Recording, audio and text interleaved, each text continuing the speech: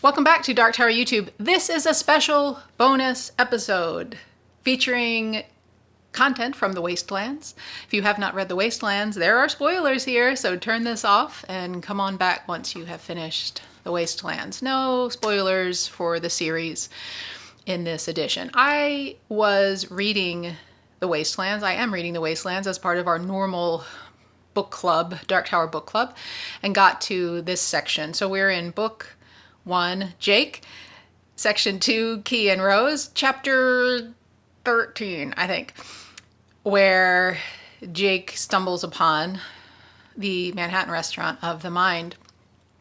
And I started really looking at, wondering, digging around, why is Stephen King showing us so many authors? I mean, obviously they're in a bookstore, but why these authors?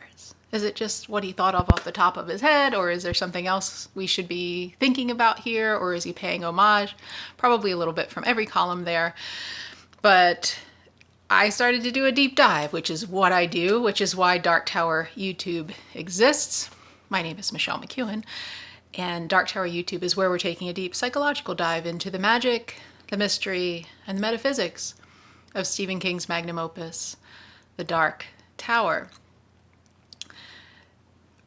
When you're reading this section, you can't help but be overwhelmed by the amount of book titles and name drop of authors. And the first few times I read this, I didn't think too much of it. I never went and looked into those authors, those books, etc. And I hadn't read a lot of them. I still haven't. But I did dig, and came up with a lot of interesting things, including what King has to say about some of those authors. So, excuse me. This should be fun if you're into books, authors have read The Wastelands or read that part and just didn't know what all was going on there. That's what this is all about. Jake, of course, has run away from the Piper School after being horrified by his final essay, and he's wandering around the city. He doesn't really know where he's going. He actually loses time here and doesn't remember walking down 2nd Avenue. I think he's on 2nd Avenue at this point, but he finds himself awake in front of the Manhattan Restaurant of the Mind. Outside, there is a chalkboard like you would find outside of a cafe. Super cute, cool. We love this bookstore. It reads, "From Florida, fresh-broiled John D. McDonald. From Mississippi, pan-fried William Faulkner. From California, hard-boiled Raymond Chandler." We're going to talk about every single one of these authors, but hang on, because there's more before we even get to that. Jake enters the bookstore and sees a display of children's books. This is, of course, where he's going to pick up Charlie the Choo-Choo and Riddle-Dee-Dum.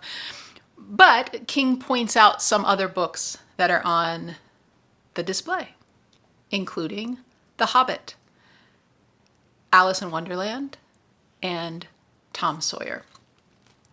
So let's start here with The Hobbit. That feels like a nice place to start because we know that Stephen King was inspired to write the entire Dark Tower series based on The Lord of the Rings, and The Hobbit is the prequel to The Lord of the Rings. I have read The Hobbit. It's been many, many years. I'm due for a reread, which we'll probably do at some point on this series in the next 50 years. This book, The Hobbit, is children's fantasy, although that's debated, and people say it's just fantasy that children can enjoy, that brings out the child in the adult, so you guys can discuss and debate that one. Written by J.R.R. Tolkien in 1937. It is one of the best-selling books of all time, with over 100 million copies sold. We know the story. Even if you haven't read the book, you've seen the movie or heard of it because we've remade that one recently in the last 10 years or so, right? A little hobbit named Bilbo lives in a place called Middle Earth. He lives a comfortable, pleasant little hobbit life in his hobbit hole, but this all changes when the wizard Gandalf shows up and tells Bilbo that he's going to be leading a quest. We need to take our dwarves to go reclaim their ancient home, Lonely Mountain, and some treasure that the dragon Smog, great name there, has been guarding. So this is fantasy adventure. They get up to all kinds of things. It can get a little scary at times with the bad guys chasing them, and fun and funny and cool. At a certain point, Bilbo gets wrapped up with Gollum, or Smeagol, under the mountains, finds the infamous ring, and does those riddles that we were talking about a little bit earlier when Miss Avery was talking about riddles in class, the last time Jake was in her classroom. The central theme here, or one central theme, a main central theme, is the evolution and maturation of Bilbo. So it's a great fantasy adventure novel.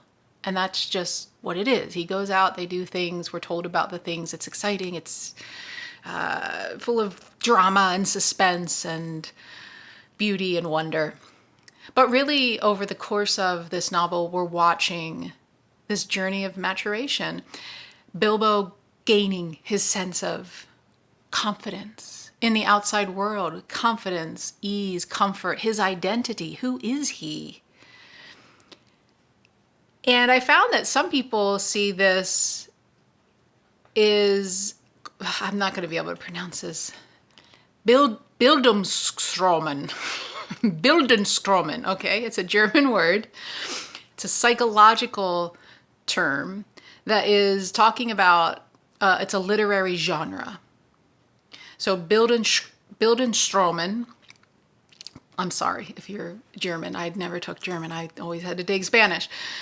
This is a literary genre focusing on psychological and moral growth rather than just a traditional quest. So people are saying, yeah, there's a quest there, but also this Bildungsroman thing is there as well. So psychological, moral growth, and a change, a notable change in the protagonist from childhood to adulthood. A loss of innocence, but a growth into identity and purpose and confidence. This word that I am having trouble pronouncing comes from the German words Bildung, which means formation or education, and Roman, which means novel. So isn't that interesting? Because when we think about it, The Hobbit as a book that is, yeah, sure, there's fantasy and adventure going on, but really we're watching what's going on with our protagonist and his arc from beginning to end, and how he changes and matures and grows. One could argue that we're kind of looking at that with a lot of different stories, but in particular, this one is called out for that. And I would say the Dark Tower series, we're on book 3 and already noticing a great change in our protagonist, Roland Deschain, from the gunslinger, where he is messing up, arguably, and making decisions that I think all of us are agreeing. Probably not the good one, the best one, Roland, to the wastelands, where he is still in agony over those decisions that he made. He's punished himself in all sorts of ways, and now he wants to make it right. So we're already seeing a great change in our main character. Also, there's tons of exciting fantasy adventure quest, Western things going on. So I think there's a big parallel there with those two books. The Jungian concept of individuation, that's a similar concept here, but that's also reflected in these themes of growing, maturing, becoming capable. And the author is contrasting Bilbo's personal growth against the arrested development of the dwarves. In our series, in The Dark Tower, who has arrested development? I mean, we would say, well, Roland does, but we're saying that he's the one that needs to change. Who else are we going to come across that maybe has arrested development or doesn't progress? We'll have to see, but that's just throwing it out there because we've already talked about Jung a bit. in our Dark Tower YouTube channel in our questing for what is going on with this series. And so I thought I'd just throw that in there, just doubling down on the idea of psychological growth as a part of The Hobbit, and I think as part of the Dark Tower series as well. Alice's Adventures in Wonderland is up next. This is an 1865 novel written by Lewis Carroll. This is a fantasy novel, so more fantasy on our list. And in it, this little girl called Alice goes on a great adventure down the rabbit hole. Her perception of reality is challenged. Things become subverted. Our expectations of what is supposed to be happening is subverted. There is absurdness going on in this story. It's fun, it's funny, it's weird. There is a theme of poetry in Alice in Wonderland, where Lewis Carroll, the poems that he wrote for Alice in Wonderland are mocking, satirical takes on the popular Victorian poetry of the day. So that's a tie-in to our series as well, where we've been noticing the poetry theme, especially in The Wastelands, where Stephen King opens up The Wastelands with poems. Jake is mirroring, echoing, channeling King, using those same poems to open up his final essay. And then his essay itself is not an essay at all, but a poem. So a lot of overlap there.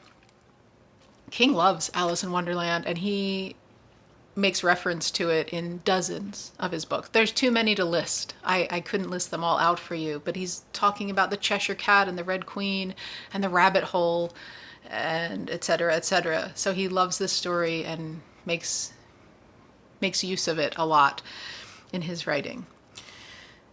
And we could even say that Jake is kind of likened to Alice right now at this point in the story, where things are starting to get a little weird for him. The way that he has expected things to go is not happening. He's living in a multiverse. He's living two lives at once, being able to remember forward in time. He's now out of his usual surroundings and not sure where he's going or what he's doing, running into all sorts of interesting characters like Calvin Tower.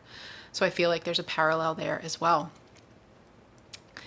The next book on the children's table that King wanted us to see is Tom Sawyer, written by Mark Twain in 1876. Tom Sawyer is an orphan. This is all about his adventures. I forget the town that they live in. Not fantasy, although it has some adventure-y, questy things going on in it. But this is a little boy about the age of Jake who doesn't have parents. Jake has parents, but they seem to be largely absent from his life. He almost might as well be an orphan for the amount of care and love that we see his parents showing to him, the nurturing that he's receiving, and that yearning to be with Roland instead of his parents. So there's a parallel there. Tom Sawyer frequently plays hooky from school, and we have Jake playing hooky to actually find the book Tom Sawyer. Tom Sawyer eventually runs away from home, and later he gets lost under the mountains with a dear friend. So there's some things going on in that book that we could say also are going on in the Dark Tower series up till this point. Stephen King also loves Mark Twain. And in a bit, we're going to be reviewing his favorite novels, and Huckleberry Finn is on the list. He named his protagonist in The Talisman and Black House, and now we have the new third part of this Jack Sawyer trilogy coming this fall of 2026. So excited about that. Jack Sawyer, that's Jack Sawyer. It's a little boy named Jack. His last name is Sawyer, and he goes on a great quest adventure. So giving Jack the last name Sawyer, I feel like, is an homage. So there is King pulling in Mark Twain again into his work. And he likes the name Jake. He likes to give the name Jake and Jack to people that are cool and doing good things and characters that we fall in love with. So there's Jack Sawyer for you. All right, let's get to that board outside of the Manhattan Restaurant of the Mind. Let's talk about John D. McDonald. He was an American writer, born 1916, died in 1986. Known for his crime and suspense novels, he is one of the most successful American novelists of all time. He sold an estimated 70 million books. I had to go look it up because I thought, wow, that's a lot of books, but how many has Stephen King sold? Stephen King has sold approximately 400 million books. Also one of the most successful American novelists of our time. John D. McDonald's best known works include the Travis McGee series and his 1957 novel, The Executioners, which was filmed twice, titled Cape Fear. Once in 1962 and again in 1991. And I bring that up because I'm of the age where I was watching Juliette Lewis and Robert De Niro in Cape Fear. And I forget who else is in that, but decent movie. I believe it's who directed it? I want to say Scorsese. Am I wrong? Anyway, I had no idea that Cape Fear was not actually called Cape Fear, but called The Executioners, and was written by John D. McDonald. So if you didn't know that, you're welcome. So these two writers, John D. McDonald and Stephen King, separated by 31 years of age, but as we've already seen, their careers are sharing characteristics, including early years as short story writers working in entry-level markets. Both of them were doing that. They both have a very strong gift of narrative. We've already said they're both best-selling authors in American fiction. These two men were also friends. After MacDonald passed away, King wrote a really lovely tribute to his friend that appeared in the inaugural issue of Mystery Scene magazine. So the following is taken from what he wrote and how the magazine set him up. In this article, King revealed that his first exposure to John D. McDonald occurred in 1959 when he read the author's 20th novel, Murder in the Wind, which was published 3 years earlier. He described how the book illuminated a truth that was instrumental in guiding his own career choice as a writer. King writes, I was knocked cockeyed by it, and both while reading it and afterward, I went around in a state of exhilaration, thinking, so it can be done. It can be. By it, I suppose I meant telling the truth about life, even while you were writing for the popular market, so often regarded by those self-esteeming English profs as a market made up of closet sadists, low-browed truck drivers, and bored housewives. But even at 12, with no more experience of life than a rural upbringing could afford, I knew the feel of the real when it touched me in that book. How could I or anyone not feel it? Murder in the Wind did not reach out and touch you. It grabbed you, jerked you into a dark alley and assaulted you. Wow. And who feels like that about Stephen King's writing? I certainly do, which is why I'm sitting here recording this right now. King continues. MacDonald was writing about people I knew, about smells I had smelled, and I thought about the way I would feel under certain circumstances. It was like seeing your first color movie after a lifetime of black and white. He's just such a good writer no matter what he's writing. It's such a good metaphor there. And that idea of he's making me feel the way that I would feel in that circumstance. And if you've read anything about Stephen King's writing process, that's what he's doing. That works most successfully for him, is that he puts his characters into certain situations and thinks, what would they do? what would I do? What would they do? And figures it out. So there's something that feels connected there to me. 3 years later, after the publication of his third novel, The Shining, King put together a collection of his early short stories in a collection he called Night Shift. And after the initial editing process, his editor said, "Hey, who would you like to write the introduction? If you could have anybody in the world, who would you pick?" King remembers his response as being quick and automatic. "John D. McDonald," I said. "Why McDonald?" his editor asked. "Because he taught me everything I know," I said, hesitated, and then added in spite of my embarrassment, hell, it was the truth, "because I idolize him." "Well, let's ask him." I said that would be okay, as long as "we" was Bill Thompson, his editor, but I was taken aback all the same. To me, it was like asking God to write an introduction. Someone like that writing an introduction for my book? Presumptuous, man, extremely presumptuous. "He'll probably be too busy, though," I said.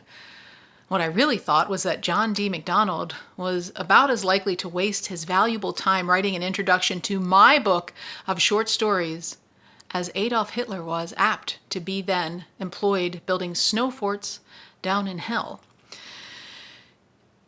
"Doesn't hurt to ask," Bill said.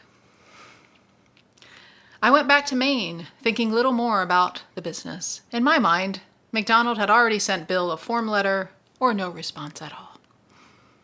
Don't you love how Stephen King is just humble? I mean, even back then, he was fairly successful after the first few novels that he had written. He was getting some pretty hefty advances on his works, doing well, and just feeling like, that guy, though, he's great. I'm nothing. He's not going to waste his time on me. He's not even going to bother to respond.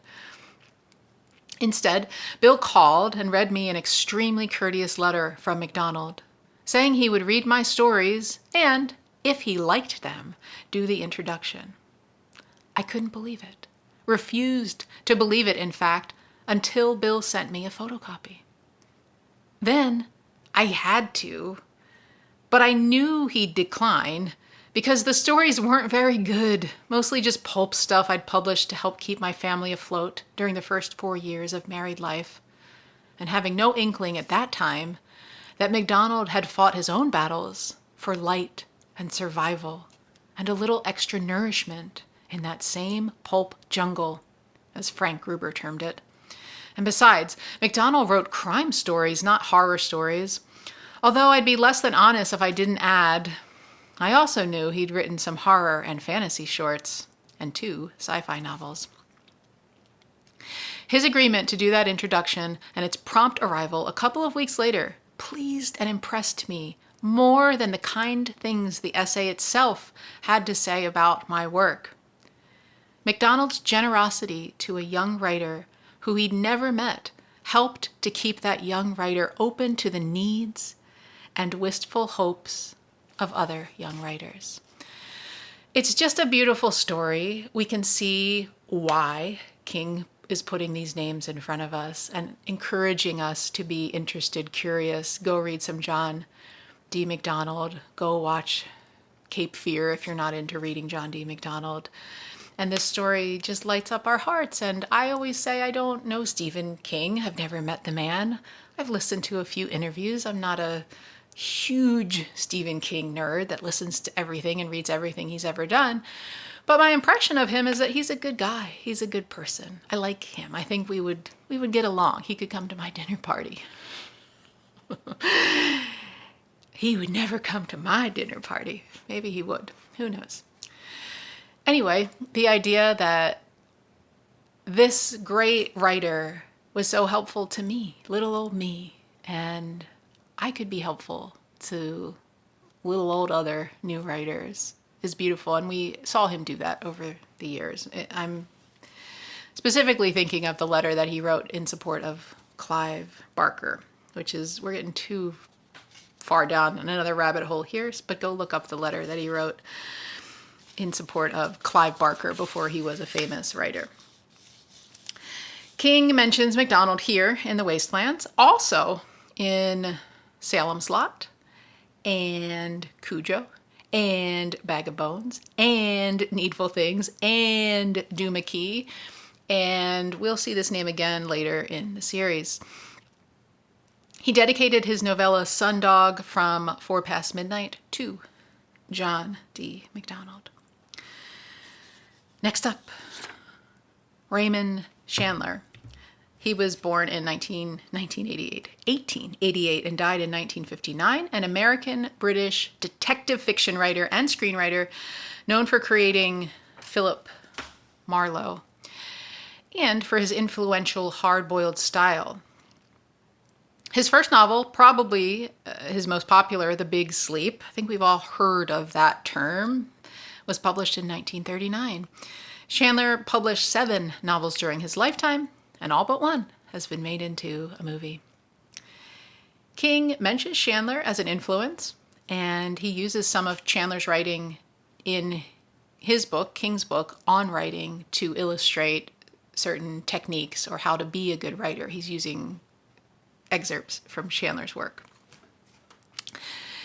King pays direct homage to Chandler in his short story, Umney's Last Case. This is a short story from the collection Nightmares and Dreamscapes. I can't remember it. I'm going to have to go back and reread it. But this is apparently imitating and honoring the way that Chandler writes and his hard-bitten 1930s Southern California style. I don't really know what that is, but I believe that Stephen King probably did a pretty good job of imitating it. And then, of course, later in his career, post the Dark Tower series, he started writing more detective stuff and crime fiction. And I love those stories, including Joyland, The Colorado Kid, and the Holly series. People don't like the Holly series. I think it's great. I love detective crime writing. King is the best writer, no matter what he's writing, in my opinion. And I love that it's a female lead who's a little weird and quirky. That's fun. Who doesn't like that?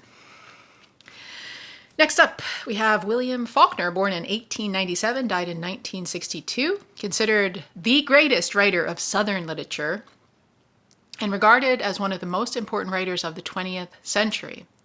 He won the 1949 Nobel Prize in Literature, so big deal, William Faulkner. His most famous novel is probably As I Lay Dying.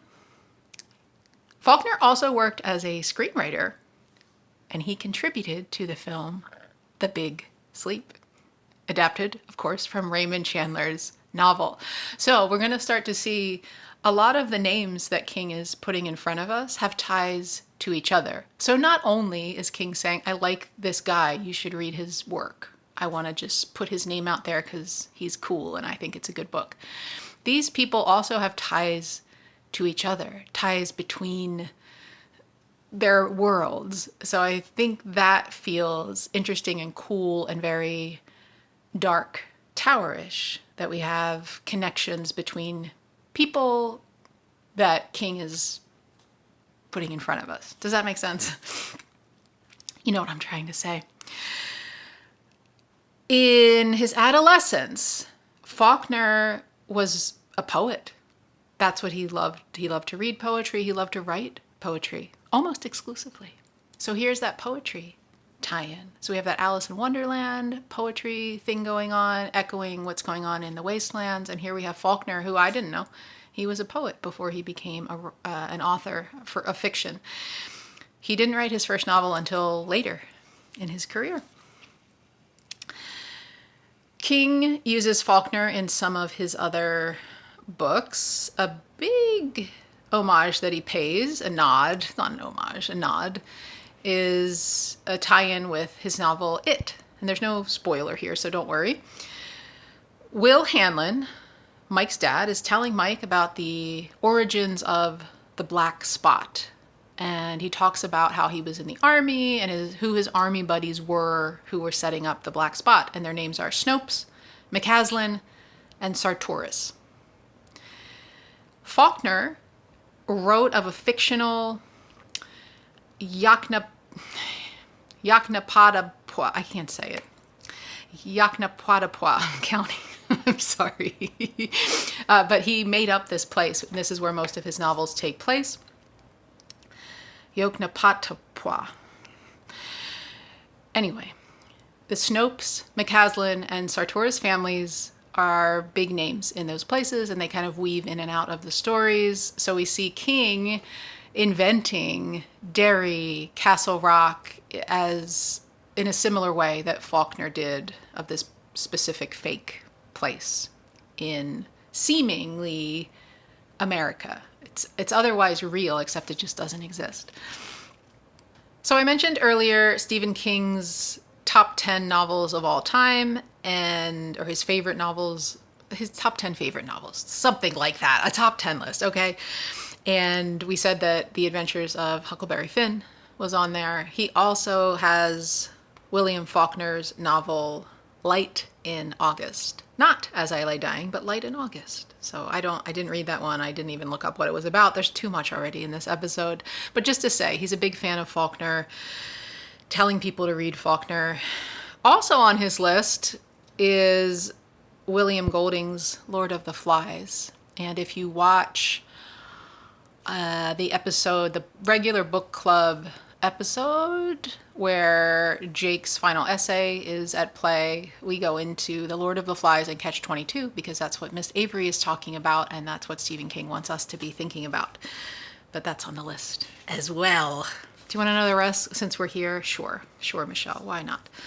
Number 1, The Golden Argosy by Charles Grayson. I've never even heard of that. That's how non-literary I am, I guess. Number 2, Bleak House by Charles Dickens. Do know about that one, have not read it. Light in August by William Faulkner. I don't know if these are in order of number 1 is best, number 10 is not. I'm not sure. Number 4, Lord of the Flies by William Golding. Number 5, Blood Meridian by Cormac McCarthy. Number 6, Mateague by Frank Norris. Number 7, 1984 by George Orwell. Number 8, The Satanic Verses by Salman Rushdie. Number 9, The Raj Quartet by Paul Scott. And number 10, The Adventures of Huckleberry Finn by Mark Twain. There is a quote attributed to Faulkner, which is, "In writing, you must kill all your darlings." And King uses that on writing. Kill your darlings, kill your darlings, kill all of your darlings. And they're talking about how when you're a writer, you think you need all of it. It's all really good. You love this part, but you have to edit. You have to cut things out that you think are great. If somebody else is saying, this part's weird, I don't know if it needs to be there, and the writer's, no, we need that because, and he probably needs to edit it. It turns out, because I'm doing a deep dive, Faulkner probably wasn't the one who said that first. He changed it a little bit, but King definitely talking about Faulkner when he's using that line On Writing. Okay, let's move forward where we're back in the story just for a minute, where Jake finds Charlie the Choo-Choo, Riddle-Dee-Dum. He opens up, not Charlie the Choo-Choo, he opens up Riddle-Dee-Dum, and King writes, "When is a door not a door?" "When it's ajar," Jake muttered. He could feel sweat popping out on his forehead, his arms, all over his body. "When it's ajar." "Find something, son?" a mild voice inquired. A little later in this conversation, "By the way, I'm Tower, Calvin Tower." He stuck out his hand. Jake's eyes widened, and he took an involuntary step backward. "What?" The fat guy looked at him with some interest. "Calvin Tower.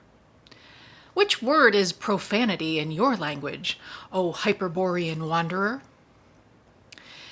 He continues on with Jake, suggesting that Jake's name, Jake Chambers, sounds like a, quote, "footloose hero in a Western novel."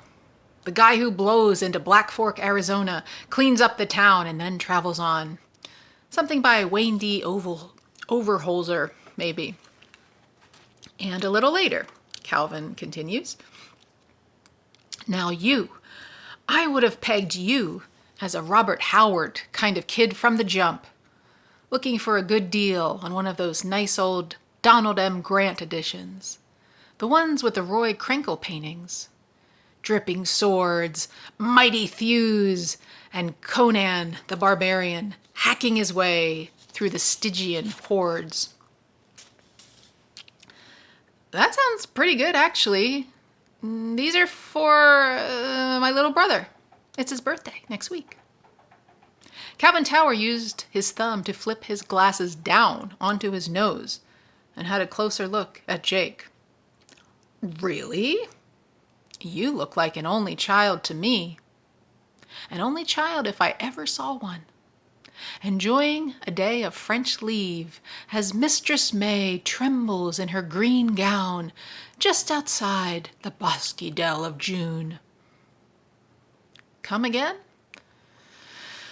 Never mind. Spring always puts me in a William Cooperish mood. People are weird, but interesting. Tex. Am I right? I guess so, Jake said cautiously. He couldn't decide if he liked this odd man or not. Lots of name drops in there. We're going to go through all of them and see what there is to be seen. Wayne D. Overholser, which is not easy to say for me, was an American Western writer. He was publishing through the 50s and 60s, so actively writing Westerns, writing a ton of Westerns at the same time that King was growing up avidly reading. So fair to say that King has read his share of Wayne D. Overholser Westerns. Overholser won the Spur Award for Best Western Novel 3 times in the 50s and 60s. Overholser died in 1996, but this is so weird. When you look at his publications list, he has at least one book published every year since his death through 2013, I believe. And I couldn't find an obvious answer for that one. I am assuming that he had just written so many books that were unpublished that his family, his publisher, or whoever was managing his estate found, and they said, let's just keep publishing once a year. That's what I imagined, but I couldn't find that written down anywhere. Isn't that wild? So maybe it was his ghost, or Overholser writing from another version of himself in the multiverse. I couldn't find any other ties there, just this was a guy who wrote tons and tons and tons of Westerns. Next up, we have Robert Howard, born in 1906, died in 1936. He was an American writer who wrote pulp fiction in a diverse range of genres. The main outlet for his stories was a publication called Weird Tales. I didn't know this, but the term weird was how fantasy and horror stories were described back in the 30s. So when you're picking up Weird Tales, you know you're going to be getting horror sci-fi stuff. Weird Tales is where the public read about Conan the Barbarian for the first time. Robert Howard, writing these Conan stories, Conan, is regarded as the father of the sword and sorcery subgenre. So we have fantasy, and then we have sword and sorcery subgenre, which makes him a very large influence in the world of fantasy. And we're not going to forget that we're kind of reading fantasy-ish. We're reading Western in The Gunslinger. Then we're traveling to new worlds in The Drawing of the Three.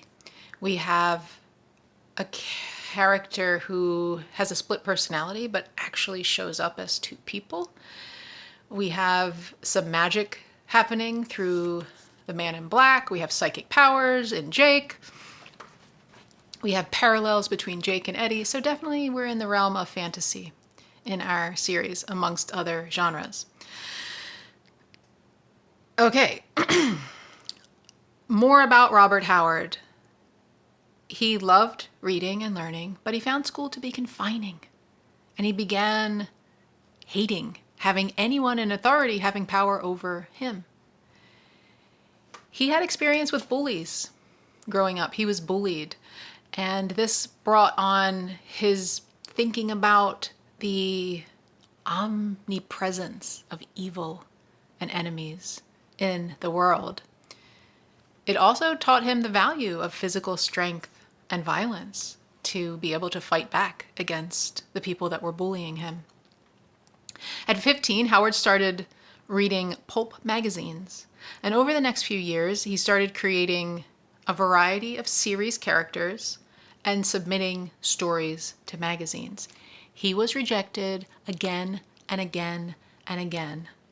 He had no mentor of any kind, and so he just thought, I have to do this, I love it, and I'm going to figure it out. This story is very similar to Stephen King's start in publishing, where he was writing and writing and writing and writing and getting rejection after rejection after rejection. He talks a lot about that in his On Writing nonfiction, autobiography-ish book. Stephen King, we know, is big on bullies in a lot of his stories. Jake isn't being bullied, oddly enough. But in a lot of his other stories about children, there's usually a bully, and they're usually pretty awful. Continuing about Robert Howard, he, like our friend William Faulkner, loved reading and writing poetry. And he also started his career as a poet. He would have done that forever because he loved it, and I guess he was good at it, I don't know, but it didn't pay. And he thought, I gotta make money, so I need to figure out, what does the market want? I'm gonna write pulp fiction to make a living. In August of 1930, Howard wrote a letter to Weird Tales, the publication, praising their recent republication of H.P. Lovecraft's The Rats in the Walls. The editor forwarded his letter to Lovecraft, and Lovecraft wrote back to Robert Howard. And soon, the two Weird Tales veterans were pen pals. They were having a vigorous correspondence that would last for the rest of Robert Howard's life. Howard and Lovecraft philosophized on a frequent theme found in Howard's fiction, which was barbarism versus civilization. If you watched when we talked about what is the Lord of the Flies doing in the middle of our learning about Jake's final essay, we talked about how barbarism versus civility is a main theme of Lord of the Flies, and therefore King is asking us to look at that idea in the Wastelands at least, if not the entire series as a whole. But here is another author who was interested in that theme. Okay, so I have a lot about Robert Howard because he was fascinating, and it felt like the ties were frequent and interesting, the way things end for him. Okay, so Robert Howard is developing his character, Conan the Barbarian, in the early 1930s. And it's through this character that he fleshes out this newly invented world and time on Earth, something that he calls the Hyborian Age. And this Hyborian place is populated with all kinds of countries, peoples, monsters, magic. Hyborian, yes, this is reminding us of that word Hyperborean that Tower called Jake. So of course there's a connection here, and there's actually more than one. But Robert Howard derived the word Hyborian from the legendary northern land of the ancient Greeks, Hyperborea. He just wanted to have his own thing, but he was thinking of it and looking at that as a model. So he said, no, it's not Hyperborea, it's Hyborea. So then I can do what I want with it, and I don't have to worry about what's already been written about it. Later, writers disagreed on the existence of Hyperborea. If it was real, if it was just a myth. These were mythical people. They were living in the far northern part of the known world during ancient Greek times. So we don't know. Some people are saying they're totally mythological. Others are connecting them to current real world people and places, including Britain, Scandinavia, Siberia. In medieval and Renaissance literature, the Hyperboreans came to signify remoteness and exoticism. It's interesting that Calvin Tower uses that word about Jake, Hyperborean. I don't know that if we think about this mythical person who's exploring unknown places, that could fit Jake. Although how does Calvin Tower know that? I don't know, but does he kind of know he's out of school? What's he doing in my bookstore in the middle of the day? That feels like it could be a fit. All right, so back to Robert Howard, who's writing all about Conan the Barbarian because that becomes super popular. Conan the Barbarian living in Hyborea. This is all through the early 1930s. But by 1936, almost all of Robert Howard's fiction is being devoted to Westerns. So he has this change from fantasy writing to Western writing. So there's another reason why I think we're seeing Robert Howard's name on that board. This part's awful. Robert's mother is dying. She has some kind of terminal disease. He's very close to her. He's very upset by her terminal illness. He's taking it super hard. In June of 1936, she slips into her final coma, and her family, including Robert, are keeping this death vigil, and they're staying up all night with her, waiting for her to die, drinking lots of coffee. It's sad. That's a very sad scene. On the morning of June 11th, 1936, Howard asks one of the nurses if his mother's ever going to regain consciousness. Is she really going to die? And the nurse says, yes. She's not she's not going to regain consciousness. Yes, she's going to die. As soon as the nurse tells him that, he walks out of the hospital, goes to his car, which is in the parking lot, takes out a pistol that he's kept in the glove compartment, and he shoots himself in the head. He died 8 hours after that self-inflicted injury, and his mother died the following day.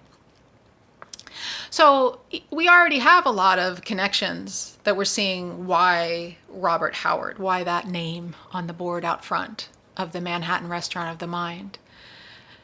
This, I feel like, is a very Stephen King-esque situation. It feels like something we could read in a Stephen King novel. Dark, sad. It feels almost fake. King himself has spoken about Robert Howard's influence. Let's see what Stephen King had to say. It's not all wonderful. It's a little bit mixed. Ultimately, he's a fan. We can see why he put Robert Howard's name out there. But King doesn't like sword and sorcery, the sword and sorcery subgenre of fantasy and the superhero Conan thing. In his book, Danse Macabre, King writes, "It," Sword and Sorcery, is not fantasy at its lowest, but it still has a pretty tacky feel. Sword and sorcery novels and stories are tales of power for the powerless. The fellow who is afraid of being rousted by those young punks who hang around his bus stop can go home at night and imagine himself wielding a sword, his potbelly miraculously gone, his slack muscles magically transmuted into those iron thews which have been sung and storied in the pulps for the last 50 years. So not a glowing review there.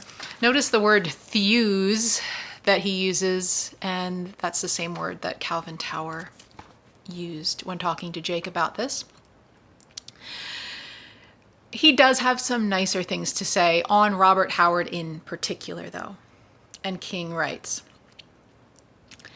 Howard overcame the limitations of his puerile material by the force and fury of his writing, and by his imagination, which was powerful beyond his hero Conan's wildest dreams of power.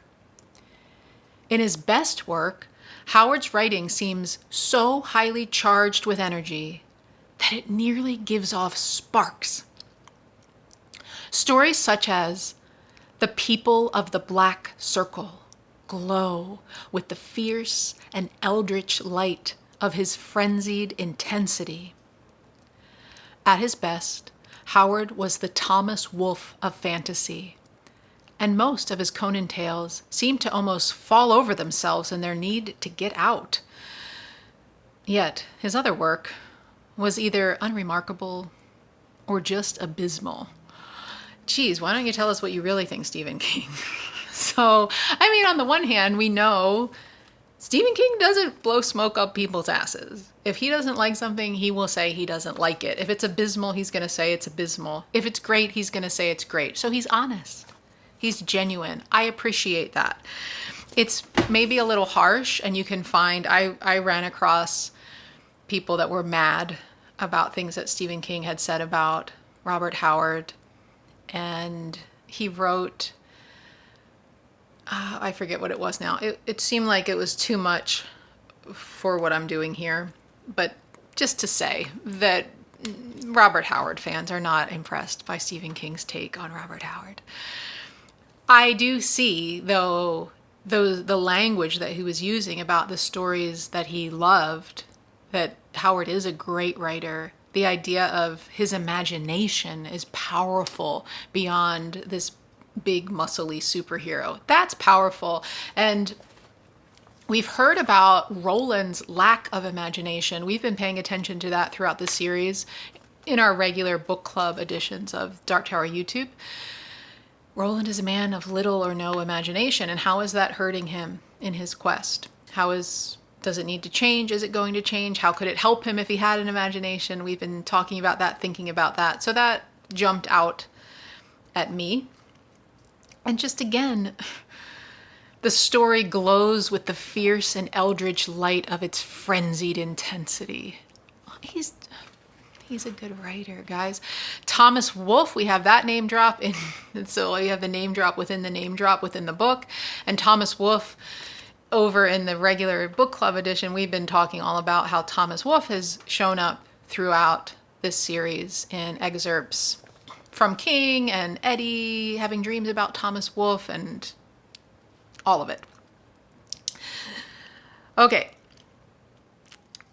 Another nice thing that Stephen King said, again from Danse Macabre, was that Robert Howard's Southern Gothic horror story, Pigeons from Hell, which we all have to go check out now and report back, King referred to this work as, quote, one of the finest horror stories of our century. That makes me want to go read it if Stephen King said that, especially when he's saying some of his stuff is not good. This one, though, is the best. Amazing. We have to talk about what Calvin says about the Conan books. And he said that It looks like Jake wants to have one of those Conan books with the amazing Roy Krinkle illustrations in the Donald M. Grant edition. But Roy Krinkle never illustrated Conan the Barbarian for Donald Grant, but he did illustrate other works that Donald Grant published, including The Sowers of Thunder and The Road of Azrael. So did King get it wrong? That, I don't, did he? Can he mess up? Did he mess up? Or did Calvin Tower get it wrong, the owner of the bookstore? Or maybe we're in a place where Krinkle did illustrate Conan in a Mandela effect sort of way. We are talking about multiverses after all. So interesting that there's a mistake in there. All right, down the rabbit hole we go. This next author is not explicitly mentioned by Calvin Tower, but it nevertheless is related to what we're talking about and is a favorite of Stephen King's. Clark Ashton Smith, born 1893, died 1961, was an influential American writer of fantasy, horror, and sci-fi stories. He's going to weave in now to the Manhattan bookstore of the mind. Clark Ashton Smith started writing at age 11, so very much like Robert Howard and Stephen King, and he focused on poetry for much of his early life. It was only in middle age that he started to focus more on fiction. So this is just a recurring theme here. And so far, he's not tied in except these tie-ins. There is a more direct tie-in that's coming. He turned out more than 100 short stories between 1929 and 1934. So another prolific writer of horror, fantasy, sci-fi genre short stories. The theme of much of his work is egotism and its supernatural punishment. His weird fiction, and remember that term is signifying horror or fantasy, sci-fi. His weird fiction is generally macabre in subject matter. He is preoccupied with images of death, decay, and abnormality. This is right up King's street, right? All right, so here's some tie-ins, these in-world tie-ins. Remember that Weird Tales publication that we've been talking about where Robert Howard was publishing Conan, etc.? There's actually a big three of Weird Tales. Smith was the third member. Robert Howard and H.P. Lovecraft were the other two. So Smith is completing this big three triad. And remember how I said Robert Howard and Lovecraft corresponded? There was a much larger group of sci-fi, horror, weird writers who corresponded with Lovecraft and with each other. There was a circle, a Lovecraft circle, which is cool. Ashton Clark Smith was a member of that circle. Reading about this, I was like, man, that was so cool. You could just write a letter to the editor and say, man, I love that Stephen King piece that you published. He's the best because XYZ, he's my favorite. I love that guy. And the editor's like, that's nice. I'm going to send this to Stephen King. And then Stephen King writes to me and says, wow, that was nice. Let's talk. Are you a writer? Do you know any other writers who are writing this kind of thing? Let's get together. Let's write letters. Let's have a correspondence. We didn't have social media back then. We're doing all of this manually. It is so cool, and I love that this exists, and I love that I learned about it. Okay, so Smith is a member of that Lovecraft circle, and he continues his literary friendship with Lovecraft from 1922, when they first corresponded, until Lovecraft's death in 1937.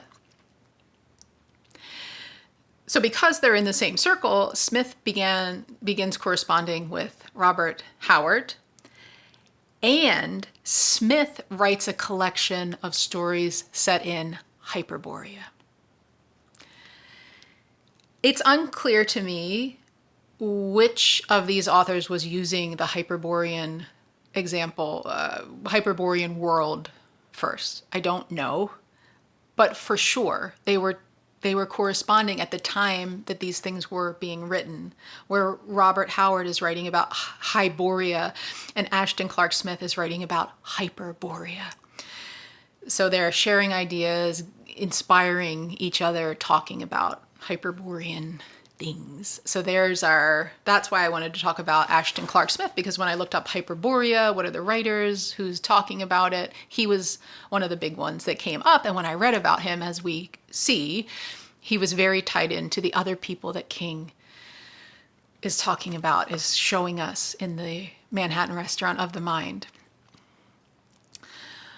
All right, where are we? Let's see. I told you it was a lot, didn't I? Are you still with me? Do you think it's interesting? I do, so I'm going to keep going. H.P. Lovecraft said about, this is about Ashton Clark Smith.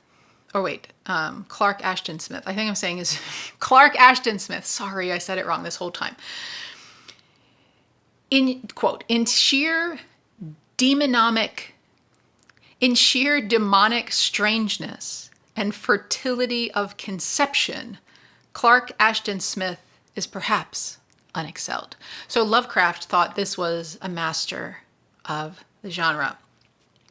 And we're not getting too far off base here, because King loves H.P. Lovecraft and has talked about what an influence Lovecraft was on his work, and we can see it running through his work as well. This is Stephen King talking about Lovecraft. Now that time has given us some perspective on his work, says Stephen King, I think it is beyond doubt that H.P. Lovecraft has yet to be surpassed as the 20th century's greatest practitioner of the classic horror tale. Great accolades there. Around 1960, a young Stephen King came across an old paperback edition of Lovecraft's The Lurking Fear and Other Stories.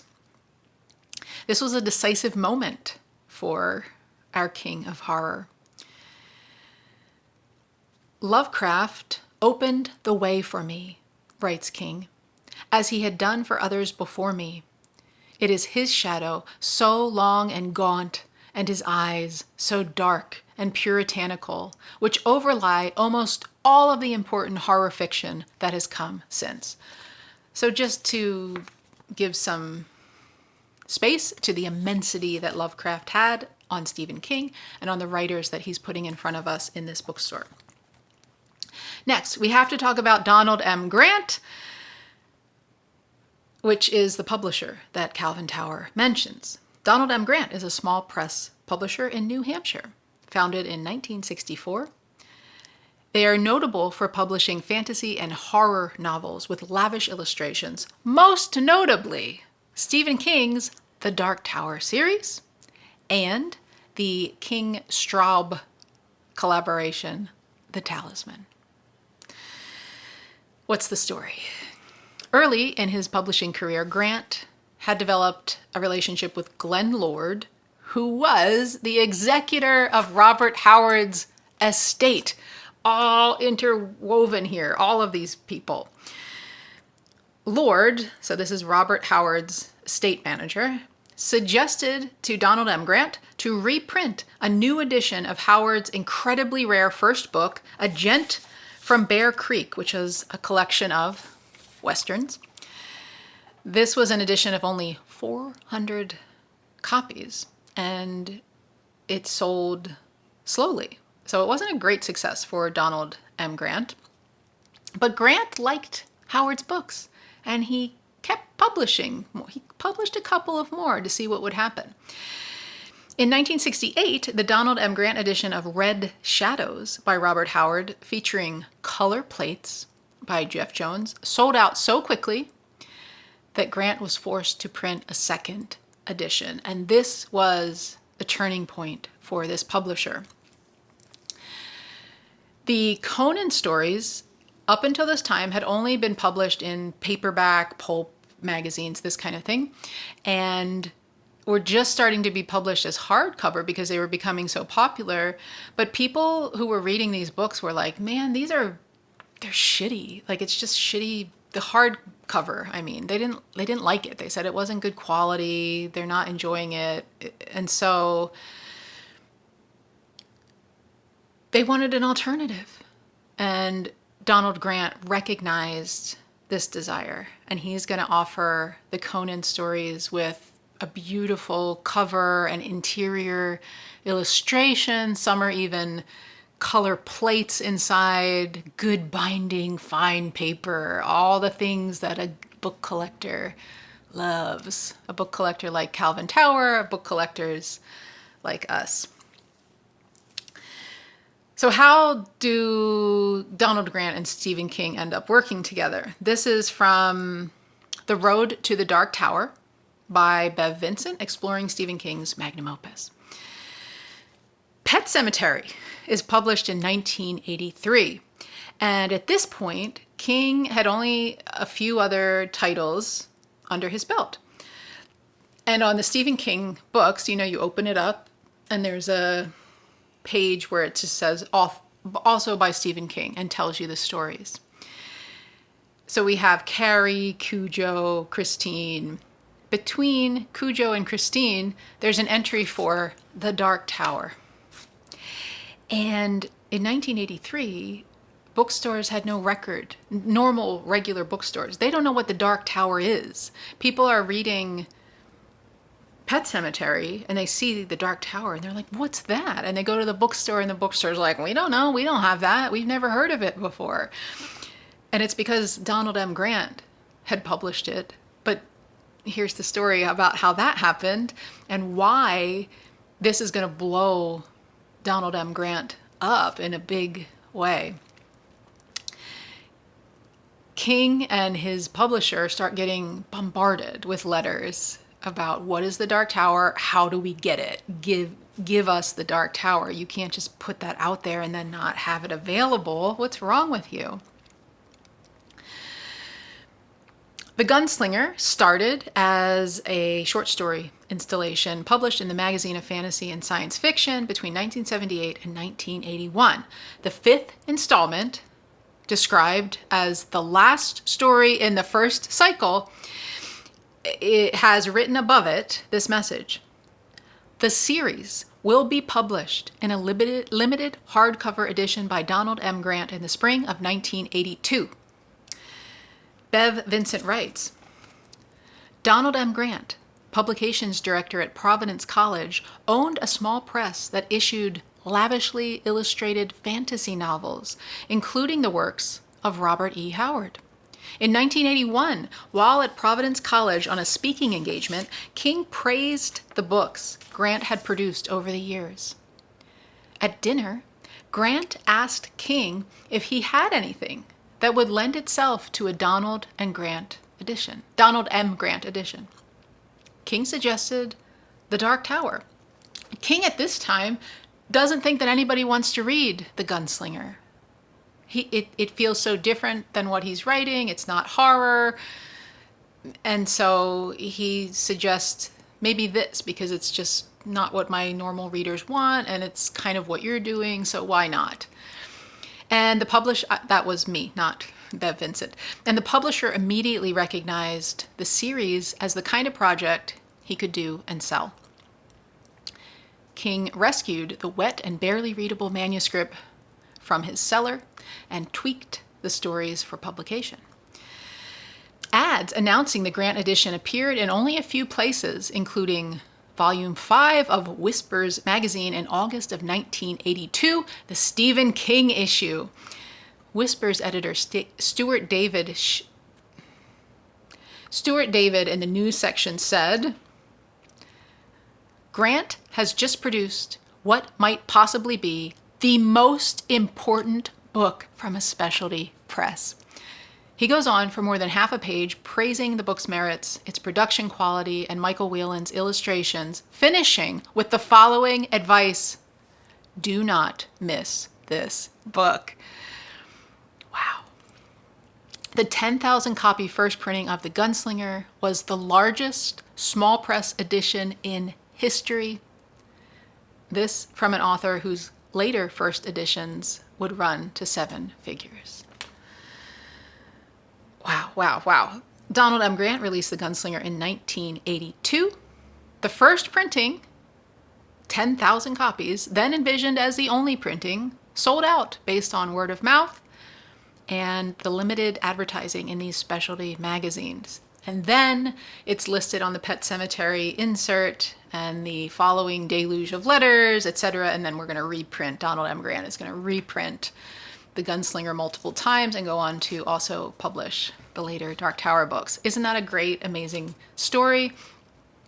Just weaving through everything else that's been going on here. So we're just drawing the Robert Howard stuff in, drawing in King's connection to Donald M. Grant, and getting that story of how The Gunslinger came to be published as that beautiful, with those beautiful, beautiful illustrations. If you do not have a copy of The Gunslinger that has the illustrations, go to Michael Whelan's website where you can see all of the illustrations that he did for The Gunslinger and for The Dark Tower 7. If you haven't read The Dark Tower 7, don't look at those yet, or do. And it's not going to really spoil anything. You're going to be intrigued for sure, but maybe it will spoil. Actually, I'm thinking of one in particular that could spoil something if you're looking very closely. They're gorgeous, though. Look at the Gunslinger illustrations, and just it's a screensaver on my phone. I would love it up on my wall someday. All right, we're almost done. William Cowper, which is pronounced Cooper, born 1731, died 1800, was an English poet and Anglican hymn writer. One of the most popular poets of the time, Cooper changed the direction of 18th century nature poetry by writing about everyday life and scenes of the English countryside. He also wrote religious hymns. In many ways, he was one of the forerunners of Romantic poetry. Samuel Taylor Coleridge called him the best modern poet, while William Wordsworth particularly admired Cooper's poem, Yardley Oak.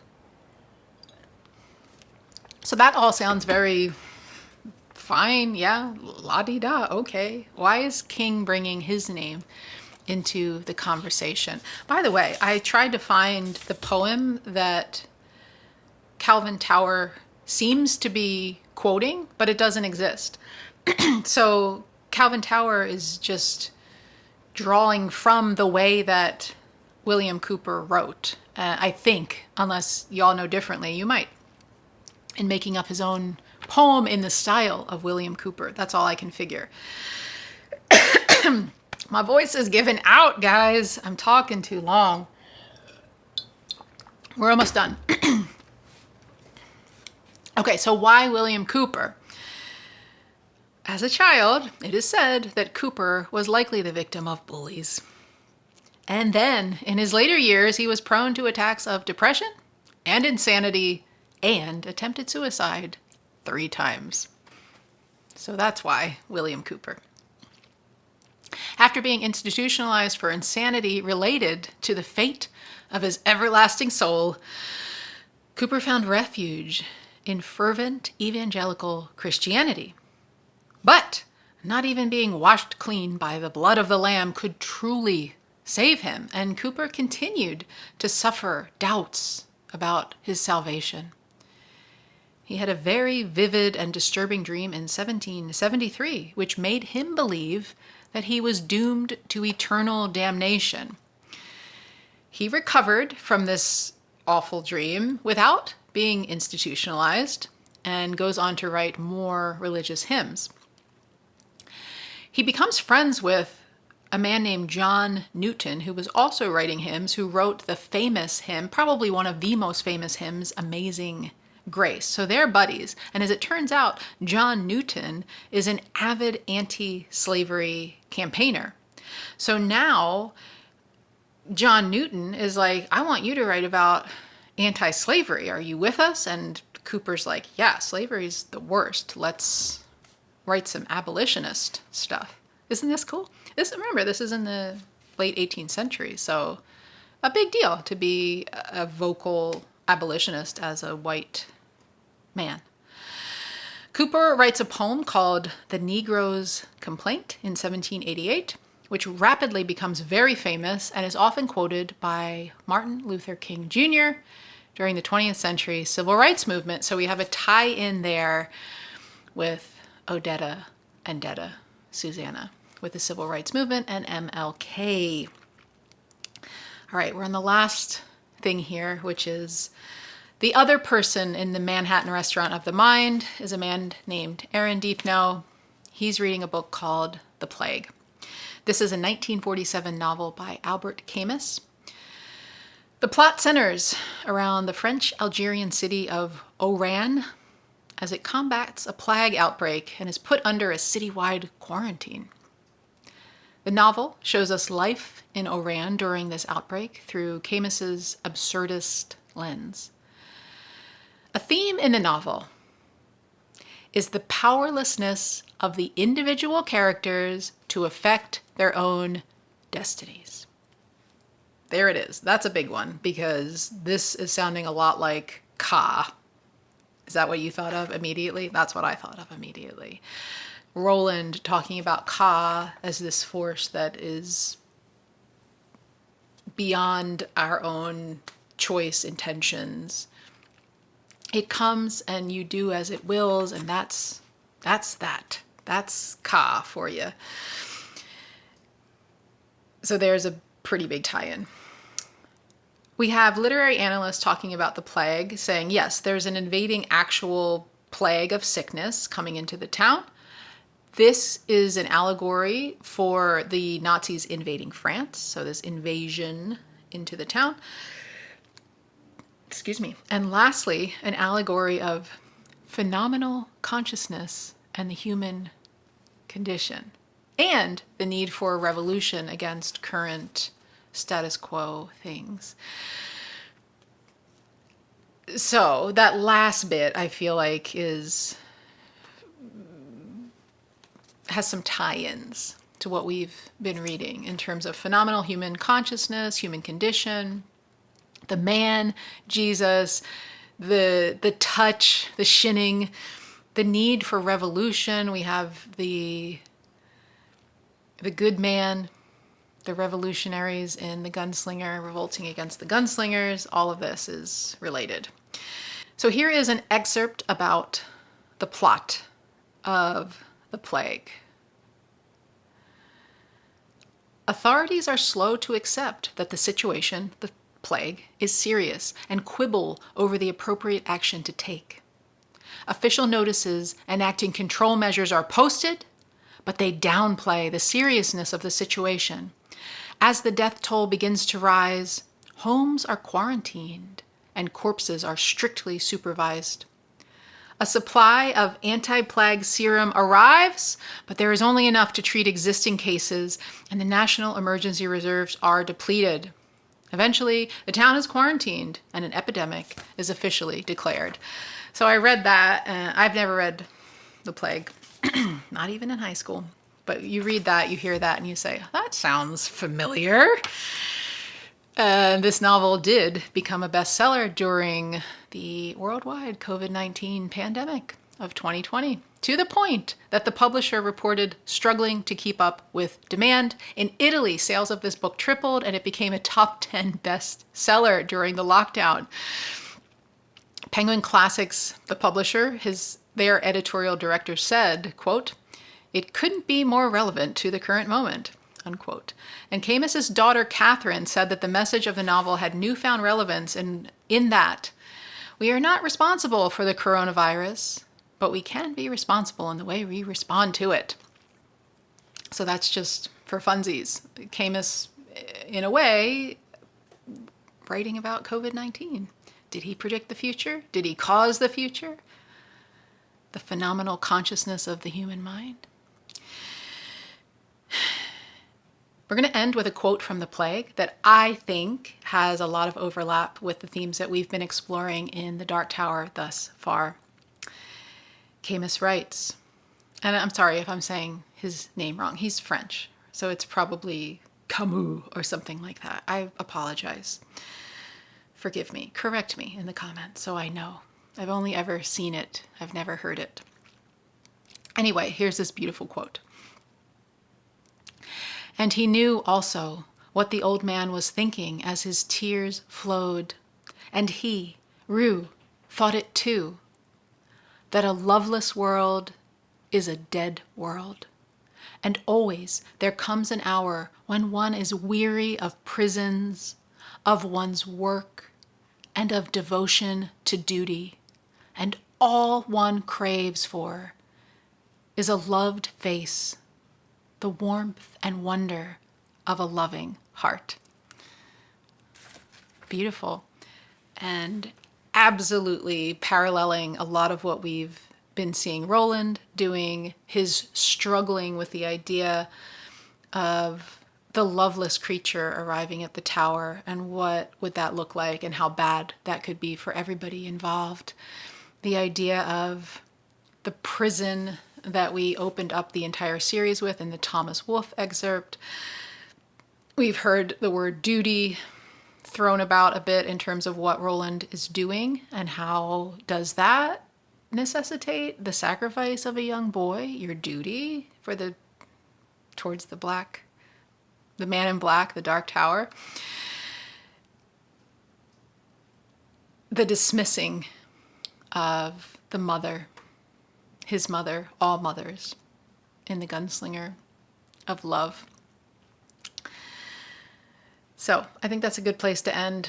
That was a lot. This might be one of the longest episodes I've ever recorded. I didn't know how long it was going to take me to get through that, but I for sure thought I can't also include this in the action that is going on with Jake and moving the plot forward. So when we do our book club edition, we'll mentioning these names, but you'll have to come watch this one to get the big scoop on what's all happening there. But it is a lot. There are tons of tie-ins. The themes are paralleling the themes in our story, overlapping, intertwining. The men that King is mentioning are overlapping, intertwining with each other. And we love it. We love all of this. I hope you enjoyed this. If you're still here, thank you so much for listening. I enjoy having you. I love doing this. I don't think I'll ever stop. Thanks for your comments, your likes, shares, all of that. That helps more people see this. All the big Dark Tower nerds out there like you and me. I love you guys. Until we meet again, I wish you long days and pleasant nights.